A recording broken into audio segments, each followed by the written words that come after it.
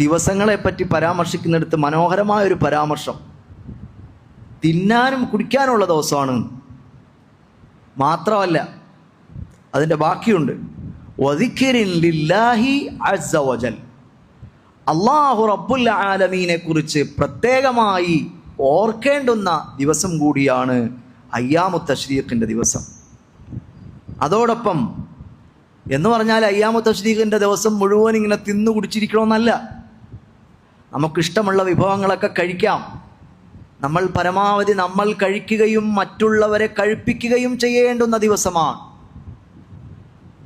നമ്മൾ കുടിക്കുകയും മറ്റുള്ളവരെ കുടിപ്പിക്കുകയും ചെയ്യേണ്ടുന്ന ദിവസമാണ്. അല്ലാഹു റബ്ബുൽ ആലമീൻ നമുക്ക് ധാരാളം പാനീയങ്ങൾ കുടിക്കാൻ ഹലാലാക്കി. അതുകൊണ്ട് തന്നെ ഇന്ന് ലോകത്ത് തന്നെ ഫുഡ് മാർക്കറ്റ്, അതായത് ഭക്ഷണ മാർക്കറ്റ് എന്ന് പറഞ്ഞാൽ അത് വേറെ യൂറോപ്പിൽ കാണില്ല, വേറെ ഒരു രാജ്യങ്ങളിലും കാണില്ല. അറബ് രാജ്യങ്ങളിലും അറബി രാജ്യങ്ങളിലെ സ്ട്രീറ്റുകളിലും കാണുന്ന ഫുഡ് സ്ട്രീറ്റുകൾ പോലെ ലോകത്ത് നിങ്ങൾക്ക് ഒരു യൂറോപ്പിലോ എവിടെ പോയാലും നിങ്ങൾക്ക് ഭക്ഷണങ്ങളുടെ മാർക്കറ്റ് കാണില്ല.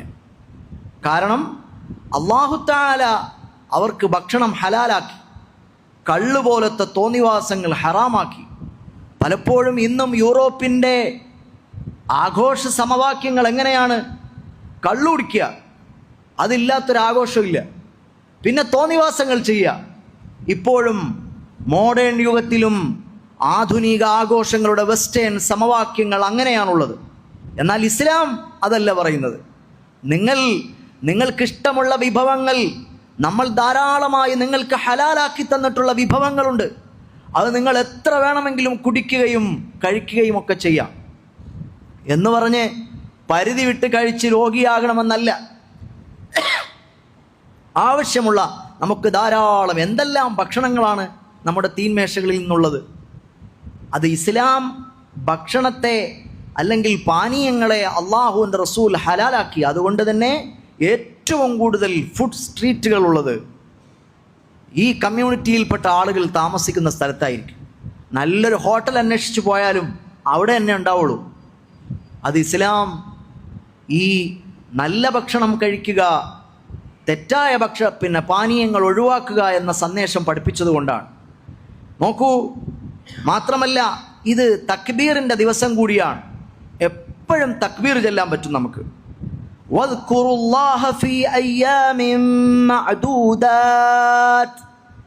വിശുദ്ധ ഖുർആനിൽ സൂറത്തുൽ ബഖറയിലെ ഒരു പരാമർശമാണ്, നിങ്ങൾ അള്ളാഹുവിനെ ഓർക്കണം. അയ്യാമിൻ മഅദൂദാത്ത്, നിർണയിക്കപ്പെട്ട, നിശ്ചയിക്കപ്പെട്ട, എണ്ണപ്പെട്ട ചില ദിവസങ്ങളിൽ അള്ളാഹുവിനെ പ്രത്യേകമായി നിങ്ങൾ ഓർക്കണം. ഇതിൻ്റെ തഫ്സീറിൽ മഹാനായ ഇബ്നു അബ്ബാസ് റളിയല്ലാഹു അൻഹു മഹാനവർകൾ പറയുന്നു, അൽ അയ്യാമുൽ മഅദൂദാത്ത് എന്ന് പറഞ്ഞാൽ അയ്യാമു തശ്രീഖ്. നമ്മൾ ദുൽഹിജ്ജ 10 കഴിഞ്ഞ് 11, 12, 13 ദിവസങ്ങളാണ്.